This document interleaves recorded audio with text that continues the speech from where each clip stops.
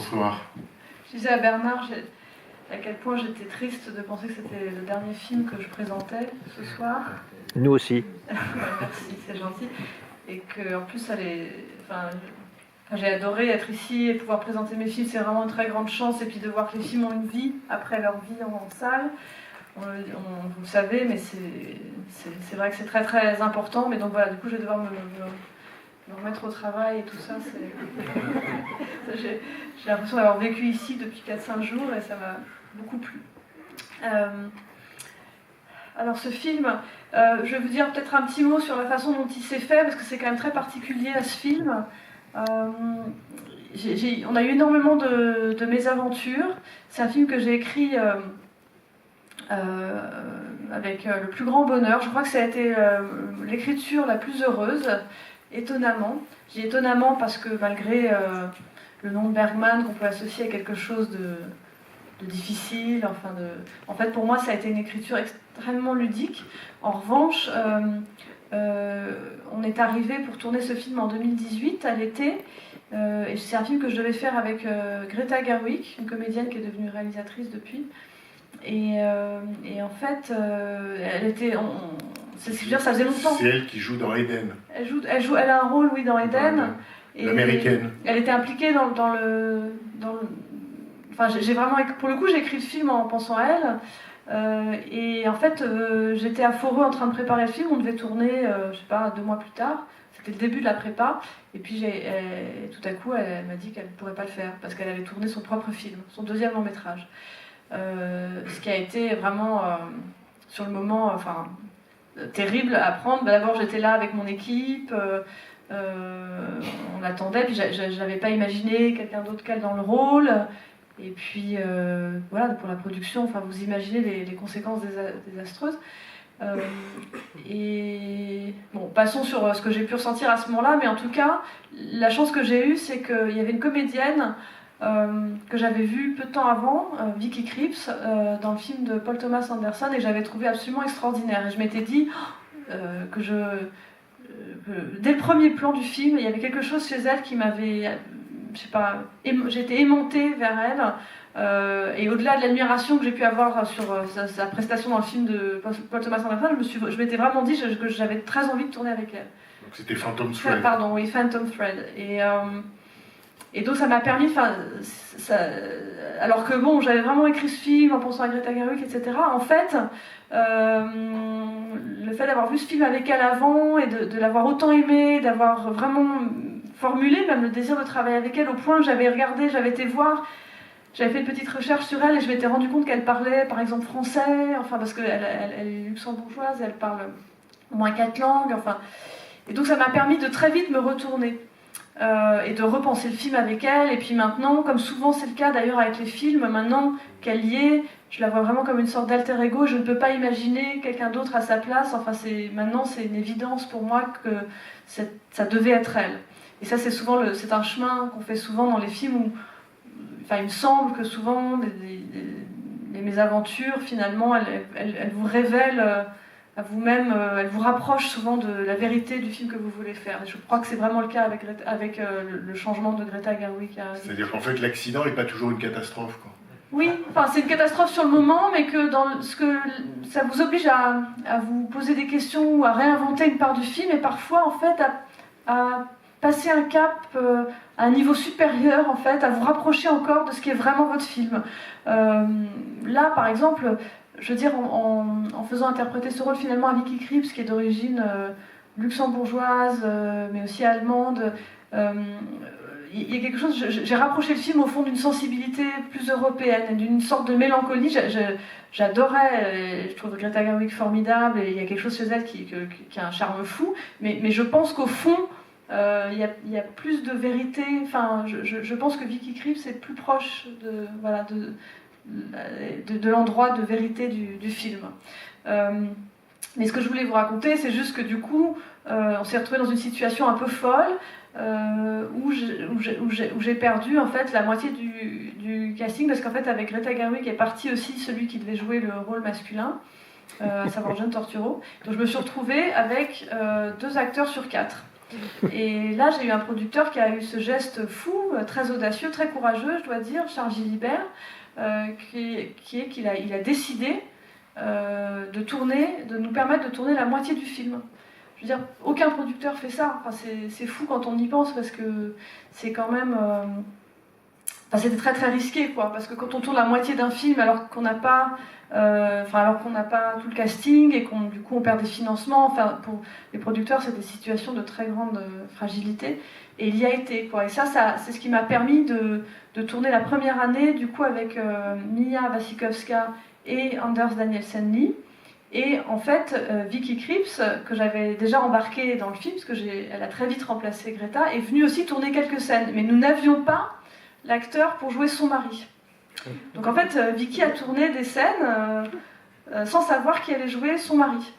Ce qui était quand même très très particulier, mais qui a créé une extraordinaire complicité entre nous, je dois dire. C'est-à-dire ce risque que Charles a pris, a bien voulu prendre, et le fait qu'on a avancé du coup dans ce tournage à tâtons avec cet inconnu incroyable de ne pas savoir à ce moment-là avec qui on reviendrait l'année suivante en fait, pour tourner les scènes avec son mari. En même temps, je crois que ça a marqué ma relation avec Vicky Krieps, mais ça a créé une très grande cohésion, solidarité, complicité entre nous. Et par ailleurs, ça m'a permis, et ça c'est peut-être étrange à entendre, mais de passer énormément de temps sur l'île. Et je crois qu'une des raisons pour lesquelles j'ai finalement tant aimé tourner ce film, alors qu'il a connu ses rebondissements et ses difficultés, c'est le fait que je suis allée 2 années, donc 2 étés, l'été 2018 et l'été 2019, j'y suis retournée, j'ai passé en somme pratiquement 2 fois plus de temps que je l'aurais dû à préparer ce film. Et ce temps donné, je l'ai pris comme un cadeau. Je ne l'ai pas vécu comme un... Peut-être il y a eu des moments un peu vertigineux, mais en fait, d'abord, j'ai adoré cet endroit et je l'aime encore, il me manque. J'ai vraiment un attachement très fort pour cette île, hantée par la présence de Bergman, les gens que j'ai rencontrés, les lieux que j'ai arpentés. J'ai noué une relation très forte avec ce lieu. Et en plus, moi, j'adore préparer les femmes. J'aime pas la prépa dans ce cas-là d'angoissant et de toutes les difficultés économiques qui sont extrêmement stressantes, les plans de travail, etc. En revanche, fréquenter les lieux, notamment avec ma script, les arpenter, ce temps qui nous a été donné en plus par la force des choses, et je crois qu'il m'a énormément servi à mûrir le film. Et pour moi, c'est un film vraiment de plénitude comme aucun autre de mes films. Donc il y a ce paradoxe avec ce film qui est que voilà, on a été extrêmement fragilisés, on a connu des situations même assez violentes. Je passe les détails parce que c'est trop long, mais vraiment des choses très très dures. Et puis en même temps, j'en garde le souvenir d'un tournage assez merveilleux. Et enfin, pour conclure, une question qui m'a été constamment posée après ce film, c'est est-ce que c'était pas inhibant, écrasant pour vous, de faire, comme l'héroïne le dit à un moment dans le film, de faire un film sur cette île tellement marquée par Bergman, par l'histoire du cinéma, par ce génie. Et en fait, non. Mais pas du tout. Et moi-même, je ne me l'explique pas, parce que c'est pas comme si j'étais indifférente à l'œuvre de Bergman.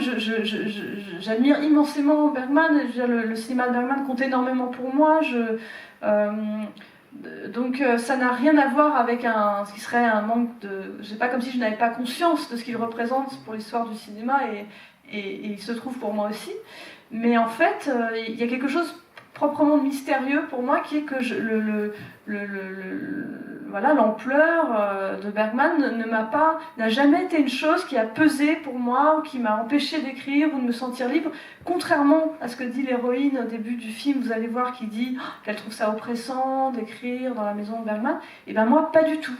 Alors certes, quand j'écrivais, je me mettais pas à son bureau, je me mettais à la cuisine, peut-être ça fait toute la différence, mais pour moi ça a été un lieu magique, un lieu stimulant, et je crois quand même que c'est aussi grâce à Bergman qui voulait déjà de son vivant, qui avait formulé le souhait que sa maison et ces maisons deviennent un lieu de création, un lieu d'écriture après sa mort. Il y a d'ailleurs, ils sont très fiers, ils ont encadré dans sa maison une lettre où il dit ça, où il écrit à je ne sais pas quel homme politique ou un préfet, ou pour exprimer ce vœu.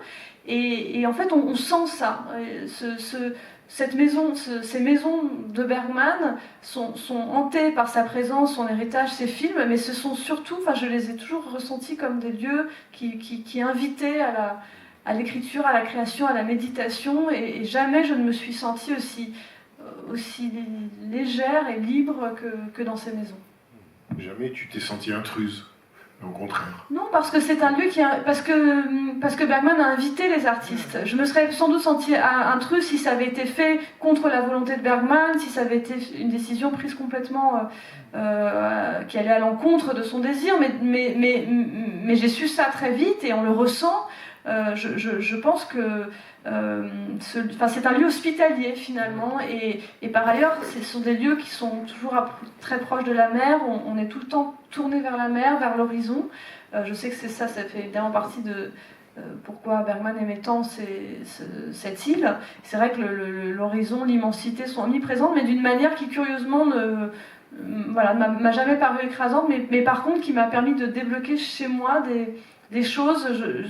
C'est mon film le moins réaliste, c'est le seul que j'ai fait dans lequel il y a des passages, il y a des entorses au réalisme. En tout cas, vous allez voir plusieurs niveaux de réalité dans le film, et je ne l'ai pas décidé, c'est quelque chose qui s'est fait comme ça. Je crois que ça a été possible parce qu'il y a pour moi vraiment une magie de ce lieu à laquelle je continue de croire. Une dernière chose pour pas retarder le début de la projection, mais quand même, donc c'est la dernière séance, et il se trouve que aujourd'hui on a couplé Maya et Bergman Island. Une des caractéristiques quand même de ton cinéma, et ça depuis le premier film, puisque Tout est pardonné ne commence pas à Paris, mais commence à Vienne. Il y a vraiment, sans que ce soit une revendication, mais tu as une façon, comment dire, d'excéder l'hexagone, qui fait que, bien sûr, c'est un cinéma français que le tien, mais il est incroyablement ouvert sur le monde, d'autres lieux, jusqu'à l'Inde, qui est quand même dans Maya, qui est quand même, pour nous, l'altérité, j'allais dire maximale, ou très lointaine. Et ça, je trouve que c'est une dimension rare dans le cinéma français, que de s'affranchir en quelque sorte des frontières, et de ne pas toujours trouver en métropole le terreau de la fiction. Et toi, tu es capable, aussi avec des acteurs étrangers, finalement de faire un cinéma qui excède nos frontières. Disons, c'est vrai que dès mon premier film, j'ai commencé, mon premier film, les premières scènes se passaient à Vienne. Depuis toujours, j'ai tourné d'abord très peu, puis après plus ou moins, puis après jusqu'à effectivement partir faire ce film en Inde, et puis celui-là entièrement en Suède. J'ai toujours, mon inspiration, c'est pas vraiment quelque chose que j'ai décidé, m'a toujours porté à travailler aussi à l'étranger, à travailler aussi avec des comédiens étrangers d'ailleurs, et à filmer pas seulement la France, alors que bien sûr je suis une cinéaste française, et d'ailleurs je crois que le cinéma que je fais il est très associé au cinéma français. À l'étranger. Oui, mais même en France, je suis pas considérée comme exotique, je veux dire, du tout. Mais en même temps, c'est vrai que j'ai toujours... j'ai fait des films complètement en France, qui étaient L'Avenir, par exemple, c'est un film qui est tourné entièrement en France, mais c'est presque une minorité de mes films jusqu'ici ont été tournés entièrement en France, et une majorité ont eu au moins plusieurs jours de tournage à l'étranger, voire carrément se sont tournés. Je crois que ça tient un peu aussi à mon histoire familiale, au fait que je porte un nom danois, c'est pas par hasard, c'est parce que j'avais un grand-père danois, mais de ce côté-là de ma famille, ils ont vécu plutôt à Vienne en étant danois, et donc j'ai vraiment grandi, et mon père était traducteur notamment, et j'ai grandi avec l'idée que j'étais européenne. Je crois que ça c'est, enfin française, mais aussi européenne, en héritant d'une sorte de mélancolie viennoise, et en même temps avec une recherche de mes origines scandinaves, donc ça crée un truc où j'ai toujours eu envie de voyager, d'explorer ça, quoi. Et j'ai jamais voulu effectivement être enfermée dans un territoire franco-français. Mais ça, je pense que c'est vraiment une singularité, mais c'est fait aussi le prix des films, parce que souvent le cinéma français a tendance à rester, sinon dans notre soi, entre ses murs, et là il y a une vraie ouverture, il y a un vrai horizon. Et là, dans le film, un horizon, alors, qu'on peut dire infini. En tout cas, vraiment, Mia, merci. À bientôt. Merci à vous. À bientôt. On va trouver d'autres occasions et d'autres moyens de la faire revenir. Mille merci pour cette semaine et puis bonne projection, bon dernier film entre guillemets, et puis à suivre. Voilà. Merci.